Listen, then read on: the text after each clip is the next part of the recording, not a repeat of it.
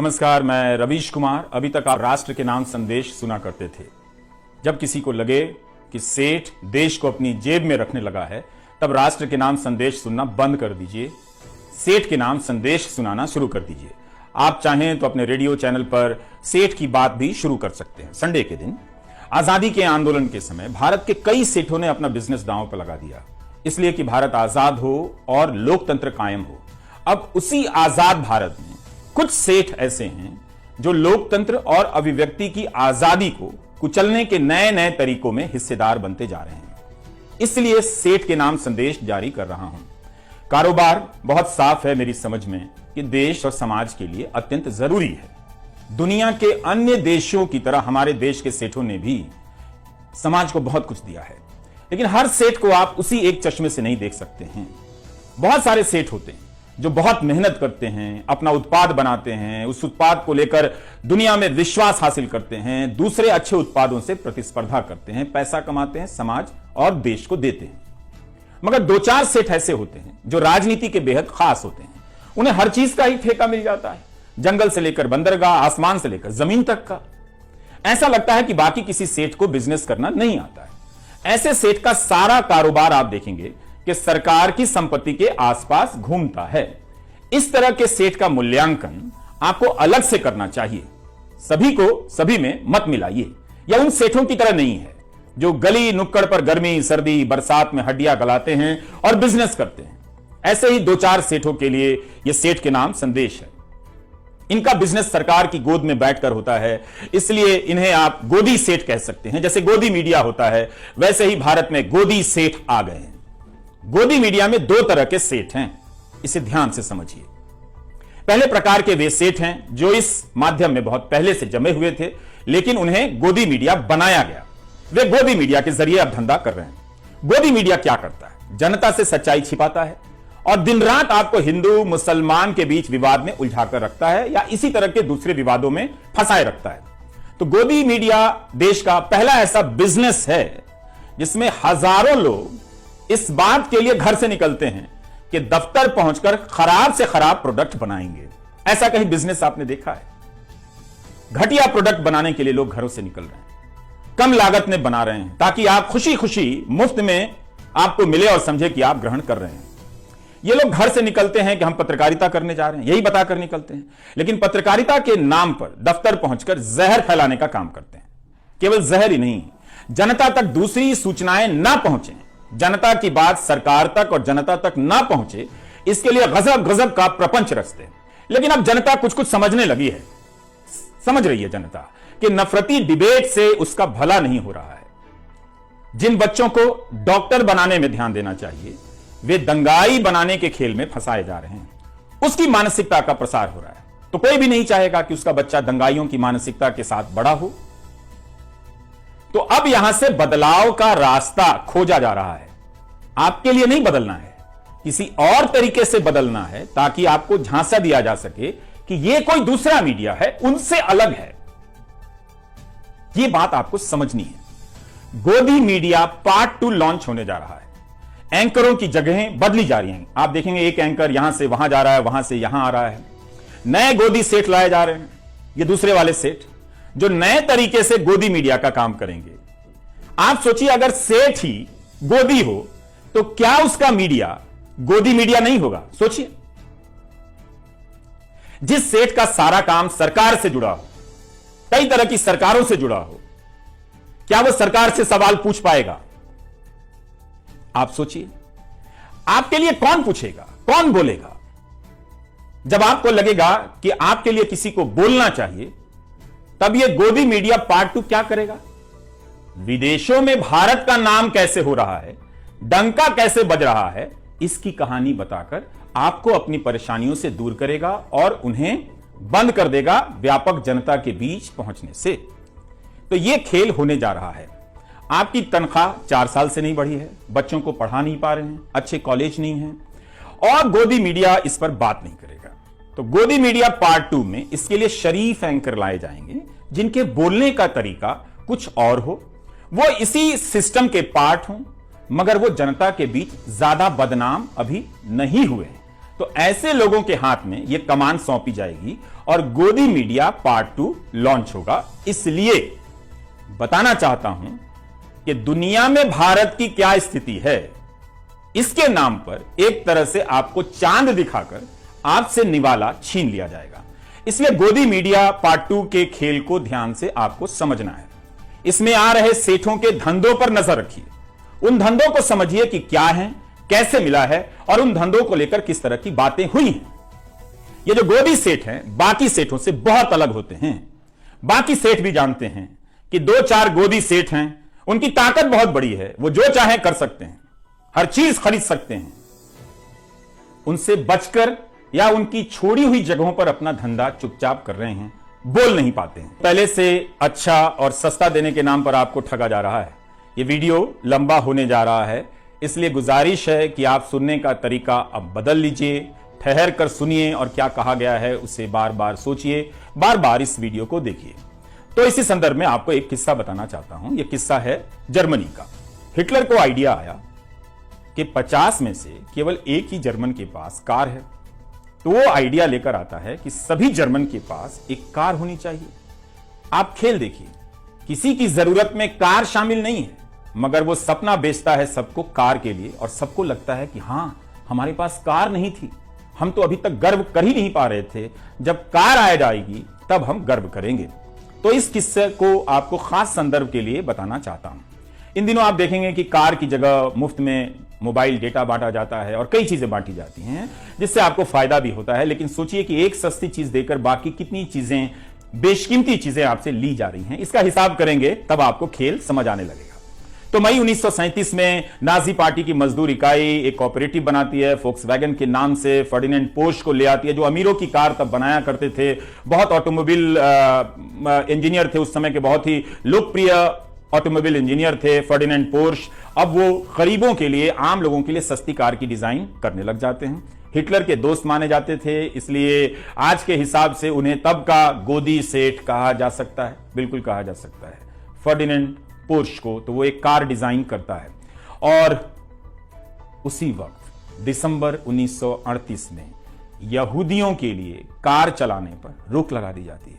एक तरफ जनता सस्ती कार मिलने के सपने में खोई हुई है, दूसरी तरफ उसी जनता के एक बड़े हिस्से के कार चलाने पर रोक लगाई जाती है और उसे गैस चेंबर में भेजा जाने लगता है। अब आप समझ रहे हैं, कुछ सोचिएगा। तो इसलिए कहा जाता है, जो लोग कहते हैं कि तकनीकी सभी के लिए समान अवसर लेकर आती है, यह बात पूरी तरह से ठीक नहीं है। अंतिम और सबसे बड़ा फायदा किसे होता है, यह हम इतनी आसानी से नहीं समझ सकते। एक किस्सा और है, सभी कार खरीद सकें, इसलिए उस समय हिटलर की पार्टी ने एक बचत योजना बनाई जिसमें 3 लाख से अधिक लोगों ने अपनी पूंजी लगा दी। लेकिन तब तक द्वितीय विश्व युद्ध शुरू हो गया और हंगामा मच गया कि देश के लिए कुछ करना है, और वो कंपनी जो है वो कार की जगह सैनिक साजो सामान बनाने लग जाती है। 3 लाख लोगों को कार नहीं मिलती, उनकी पूंजी डूब जाती है। उस कंपनी में एक कामगार था जिसने बाद में अपना एक अनुभव बताया। 15,000 लोग बंधुआ मजदूरी करते थे, 350 लोग इसलिए मर गए कि उनके इलाज की कोई व्यवस्था नहीं की गई, यानी इंसान की वहां कोई कीमत नहीं थी। तो उस व्यक्ति ने क्या कहा, उसने कहा कि उसे कारखाने में ही समझ में आया कि वह एक गुलाम है। उस प्लांट में काम करते हुए उसने महसूस किया कि वह केवल एक सामान है, वस्तु है, व्यक्ति नहीं है जो केवल काम और काम कर सकता है किसी के इशारे पर। इसी समय गुलाम भारत के सेठ क्या कर रहे थे, उस इतिहास में जाएंगे तो आप सेठों पर गर्व करेंगे। बल्कि आज भी भारत के लाखों व्यापारी आजादी के आंदोलन में उस समय के सेठों की भूमिका पर गर्व करते हैं। ऐसी विरासत देकर गए हैं वो, हम सभी को करना चाहिए। हम केवल चंद बड़े सेठों के नाम जानते हैं जो मैं बताऊंगा, लेकिन उस वक्त देश भर के अनगिनत सेठों ने, कारोबारियों ने अपना बिजनेस दांव पर लगा दिया कि भारत आजाद हो, लोकतंत्र कायम हो। जमनालाल बजाज, वाडीलाल लल्लू भाई मेहता, सैमुअल एरन, लाला शंकर लाल भी सेठ ही थे। ब्रिटिश हुकूमत से लोहा ले लिया, सीधे कांग्रेस में शामिल हो गए, जो उस वक्त आजादी के आंदोलन का नेतृत्व कर रही थी। जीडी बिरला, अंबालाल साराभाई, वाईचंद, हीराचंद जैसे सेठ कांग्रेस में शामिल नहीं हुए, ऐसे भी लोग थे, मगर बाहर से आंदोलन का समर्थन करते रहे। इनमें से कोई भी सामान्य सेठ नहीं था। हमारे हीरो हैं ये लोग, हमारी आजादी की लड़ाई की विरासत हैं। इन्हें भी छापा पड़ने और बिजनेस डूब जाने का डर रहा होगा, मगर ये उस डर से उस वक्त बाहर आ गए। इन सब सेठों के योगदान को आप ध्यान से देखिए। पता चलेगा कि कईयों ने अपनी दुकान जलाकर आजादी के आंदोलन को सींचा है। आज भी ऐसे कई सेठ हैं जो भारत को इन्हीं सपनों के साथ देखना चाहते हैं, आज भी, मगर वे डर गए हैं, डरा दिए गए हैं, इसलिए अब नहीं बोलते हैं। आपको याद है एक बार राहुल बजाज ने अमित शाह से एक सवाल पूछ लिया, कितना हंगामा मच गया था, बड़ी खबर बन गई थी, क्योंकि अब पब्लिक में आपके सेठ सरकार से सवाल नहीं करते हैं। एक समय था जब काफी बोला करते थे, इसलिए मुझे लगा कि सेठ के नाम संदेश जारी करना जरूरी है। तो आजादी के समय के सेठ बिजनेस तो कर रहे थे, मगर यह भी देख रहे थे कि जनता के साथ अन्याय हो रहा है। उन्होंने आजादी की लड़ाई में हाथ और धन दोनों बटा दिए। बेंगलुरु के हाजी उस्मान सेठ ने तो अपनी सारी पूंजी गांधी के आंदोलन को दे दी, आयात किया हुआ सारा सामान जला दिया। बाद में हाजी उस्मान की मौत किराए के मकान में हुई, लेकिन जब उनकी मैयत निकली तो इतने लोग शामिल हुए कि 5 किलोमीटर की लाइन बन गई। यह था सेठों के प्रति सम्मान, उनका आदर और उनका योगदान। तो जिस समय हिटलर की जर्मनी में सेठ उसके साथ मिलकर अपनी ही जनता को जला रहे थे, भारत में, गांधी के भारत में सेठ अपना बिजनेस जलाकर लोगों के अंधेरे घरों में दिया जला रहे थे। है ना उनका शानदार इतिहास। मीडिया को सेठ ही चलाते हैं। हर दौर में सेठ, मीडिया और सरकार की भूमिका और रिश्ते बदलते हैं। हर समय नई नजर से इन तीनों को देखने की जरूरत है। जब सारा मीडिया 2-4 सेठों के हाथ में चला जाएगा, तब अभिव्यक्ति का मैदान छोटा हो जाएगा। कई लोग इस खेल की तुलना हर तरह के सेठ से करते हैं, मगर यह खेल इतना सरल नहीं है। पिछले 8 साल में कई नए मीडिया संस्थान आए, जैसे caravan, wire, news laundry, scroll, article 14। यह भी मीडिया का काम करते हैं। क्या गोदी सेठ इनकी मदद कर सकता है, इनमें निवेश कर सकता है? नहीं, क्योंकि ये सरकार से सवाल करते हैं, झूठ का पर्दाफाश करते हैं। इसलिए गोदी सेठ का निवेश केवल धंधे के उसूल की तरह किया जाने वाला निवेश नहीं है। आप बेहतर तरीके से जानते हैं कि गोदी सेठ क्यों गोदी सेठ है। आप ही बेहतर बता सकते हैं कि यह सेठ किसका है, मतलब खुद बना है या किसी का एजेंट है। गोदी सेठ के पास दौलत बहुत है, ताकत बहुत है, बहुत ताकत है, मगर याद रखना चाहिए सभी को, गोदी सेठ को भी, कि यह भारत है। इसकी महान जनता को कोई गोदी सेठ चवन्नी ना समझे, उसके स्वाभिमान से ना खेले, वरना वो अपनी जेब से केवल एक एक चवन्नी निकाल कर रख देगी तो दौलत का ऐसा पहाड़ बन जाएगा और उसके सामने सेठ की सारी दौलत चवन्नी हो जाएगी। महान भारत की महान जनता का सामर्थ्य दुनिया के किसी भी नंबर के 2 नंबरी सेठ से बड़ा है, किसी भी नंबर के 2 नंबरी सेठ से बड़ा है। सेठ के नाम संदेश इसी मकसद के लिए है, बताने के लिए। पूरी दुनिया में देखिए, केवल भारत में नहीं है, सेठ लोग क्या कर रहे हैं। 2-4 ही सेठ होते हैं हर देश में, वो पूंजी को अपने नियंत्रण में कर लेते हैं, सारी पूंजी उनके पास होती है। ऐसे सेठ राजनीति की गोद में होते हैं और राजनीति इनकी गोद में होती है। विकास की राजनीति के नाम पर ऐसे सेठ आपके लिए नौकरी का सपना पैदा करते हैं, कुछ समय के लिए, कुछ को रोजगार देते भी हैं, फिर उस नौकरी के नाम पर जंगल, जमीन, आसमान तक पर अपना कब्जा जमा लेते हैं। आप देखेंगे कि इस काम में 2 ही 3 सेठ होते हैं, ज्यादा से ज्यादा 10 होते हैं। किसी भी देश में देखिए, केवल भारत में नहीं है। इनका मकसद रोजगार और देश के लिए धन पैदा करना नहीं होता, अपने नेता के लिए जनता को निर्धन करना होता है, ताकि उस जनता को मुफ्त में 2-4 चीजें देकर एहसान किया जाए, जताने की कोशिश हो कि आपको हम दे रहे हैं, लेकिन आप गिनिए कि आपसे कितना वो ले रहे हैं। तो हर इस काम में हर देश में 2 ही 4 बड़े गोदी सेठ होते हैं जो हर तरह का मीडिया खरीद लेते हैं और बाद में जनता को खत्म कर देते हैं। मुमकिन है गोदी सेठ के यहां काम करने के लिए पत्रकारों की लाइन लग जाएगी, नौकरी है, मजबूरी है, यह बिल्कुल समझता हूं मैं। नौकरी ठुकरा देना सबके लिए मुमकिन नहीं है, लेकिन यह बात आपके भीतर साफ होनी चाहिए कि यह पत्रकारिता नहीं है। मैं यह अपराध बोध आप पर नहीं डालना चाहता, आपकी मजबूरियों को समझता हूं, मैं ये बात पत्रकारों से कह रहा हूं।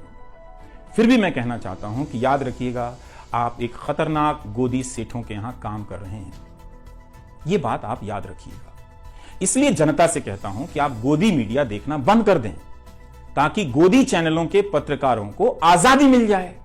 जनता का दबाव बढ़ेगा तो पत्रकारों को अच्छा काम करने का मौका मिल सकता है।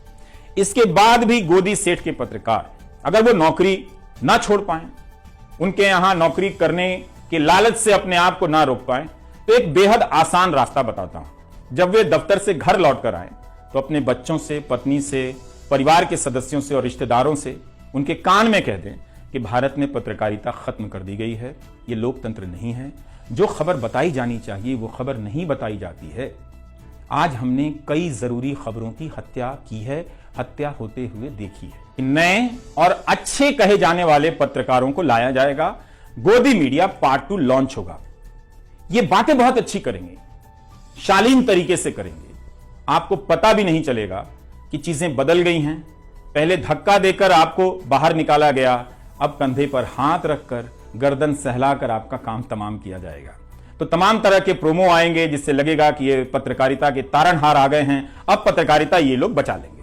लेकिन इनकी भाषा पर गौर करते रहिएगा, इनकी आंखों में झांक कर देखिएगा। ऐसे बोलेंगे जैसे अपने गुल्लक का सोना गलाकर भारत की गुलाम हो चुकी पत्रकारिता को ये सोना बनाने आ गए। जो बताया जा रहा है उसे देखिए, जो नहीं बताया जा रहा है उसके बारे में सोचिए। चैनलों से खबरें गायब हो रही हैं, खबरों की जगह झगड़े भर दिए जा रहे हैं। गोदी सेठों का गोदी मीडिया, अलग अलग चैनल मगर सभी का काम एक। क्या यह आजाद मीडिया की निशानी है? खुद से सोचिए। यह कैसा बिजनेस है जहां खराब माल बनाने को लेकर कंपटीशन हो रहा है? बिना आजाद मीडिया के नागरिक की आजादी का क्या मतलब है? कहां बोलेंगे आप? किससे बोलेंगे आप? क्या आप बर्दाश्त कर सकते हैं कि इतने महान देश में एक आजाद मीडिया नहीं है? यह गर्व की बात है। जितने भी पुराने और सांस्थानिक मीडिया थे सब के सब गोदी हो गए। यूट्यूब का भी फॉर्मूला ये लोग एक दिन निकाल लेंगे। आजाद पत्रकारों के लिए खतरे बढ़ने वाले हैं। राष्ट्रीय सुरक्षा से जोड़कर उन्हें अब दबाया जाएगा। इसके नाम पर पहले ही कई लोगों को फर्जी तरीके से जेल में बंद किया गया है। आप जानते हैं, कई उदाहरण दिए जा सकते हैं। तो अब बारी आजाद पत्रकारों की है। मगर आप जनता ने यूट्यूब पर अजित अंजुम, अभिसार से लेकर संजय शर्मा, पुण्य प्रसून वाजपेयी, श्याम सिंह, मीरा, गिरधारी लाल, साक्षी जोशी, निखिल वागले, इन सभी के चैनलों को सब्सक्राइब किया है। इसका मतलब है आप इस खेल को समझ गए हैं, तभी आप आजाद पत्रकारों को अपना रहे हैं।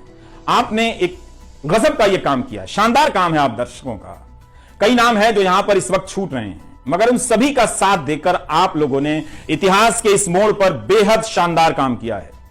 आपने गोदी मीडिया छोड़ दिया है। तो इस गोदी सेठ से आग्रह है कि वह उन सेठों की तरफ देखे जिन्होंने देश को आजाद कराने में अपनी भूमिका निभाई। ऐसा सेठ ना बने कि उन सेठों के बनाए लोकतंत्र को कुचलने का आरोप गोदी सेठ पर आ जाए, लग जाए। इसलिए हमें लगा कि आपके बीच आकर सेठ के नाम संदेश पढ़ना चाहिए। गोदी सेठ को बताना बहुत जरूरी है कि वो बिजनेस करे, खूब बिजनेस करे, मगर इस लोकतंत्र का बिजनेस ना करे, सूचनाओं का धंधा ना करे। ये याद रखे, गोदी सेठ अपनी दौलत से इस देश की शान को चमकाए, कोई हर्ज नहीं है, मगर उसकी शान से खिलवाड़ ना करे। जनता देख रही है। एक छोटा सा किस्सा और, आप बजट के समय फिक्की नाम की संस्था के बारे में सुनते होंगे। यह उद्योगों की बहुत बड़ी संस्था है। इसका गठन 1927 में हुआ था। जीडी बिरला और पुरुषोत्तम दास ठाकुर दास ने किया। मकसद था कि जो भारतीय व्यापारी हैं उनके हितों की बात अंग्रेजों की सरकार से की जाए। पर देखिए इस बात को कि कैसे वो अपनी बात करने गए थे अंग्रेजों से, लेकिन समझने लगे देश की बात। जैसे जैसे वो अंग्रेजों के करीब गए, बात करने लगे, उन्हें दिखने लगा कि कैसे अंग्रेजों ने भारत की संपत्ति को लूट लिया है, कैसी कैसी नीतियां बनाई हैं। इन नीतियों की वजह से भारत के कारोबारी पनप नहीं पा रहे हैं। फिक्की से जुड़े बिजनेसमैन समझ गए कि उन्हें राजनीतिक कदम उठाने पड़ेंगे। 1928 में पुरुषोत्तम दास ने कहा कि हम अब और राजनीति से अलग नहीं रह सकते हैं, हमें आजादी की लड़ाई का हिस्सा होना पड़ेगा। यह हमारे व्यापारी वर्ग का शानदार इतिहास है। एक छोटा सा किस्सा और, 1937 में कांग्रेस ने कई प्रांतों में सरकार बनाई। इसी से जुड़ा जीडी बिरला का एक प्रसंग है। तब जीडी बिरला ने अंग्रेजी हुकूमत के अधिकारियों से कहा था कि कांग्रेस केवल संविधान के हिसाब से काम करने नहीं आ रही, बल्कि आजादी के लक्ष्य को आगे बढ़ाने के लिए सरकार में आ रही है। अगर सरकार संवैधानिक सुधार नहीं करती है तो भारत सीधी कार्रवाई के लिए मजबूर हो जाएगा, यानी आजादी के आंदोलन के लिए। इसका मतलब तो यही था कि जनता अहिंसक रूप से सरकार की बात मानने से इनकार कर देगी, सिविल नाफरमानी कर देगी। यह हमारा इतिहास है। वक्त फिल्म में एक चिनॉय सेठ हुआ करता था, लेकिन अब वो गोदी सेठ में बदल गया है। इसलिए आज का वीडियो बनाना पड़ा, बताने के लिए कि गोदी सेठ भारत की जनता को चवन्नी ना समझे। मीडिया और पत्रकार बिक सकते हैं, लेकिन जनता को कोई नहीं खरीद सकता। क्या दिन थे जब हमारे सेठ अंग्रेजी हुकूमत पर दबाव डालते थे कि जनता का दमन मत कीजिए, कांग्रेस और प्रेस से बैन हटा दीजिए, मगर अपने बिजनेस को इसके लिए उन्होंने खतरे में डाल दिया। मगर आज हम कहां पहुंच रहे हैं, यही याद दिलाने के लिए था सेठ के नाम संदेश। गोदी चैनल देखना बंद कर दीजिए।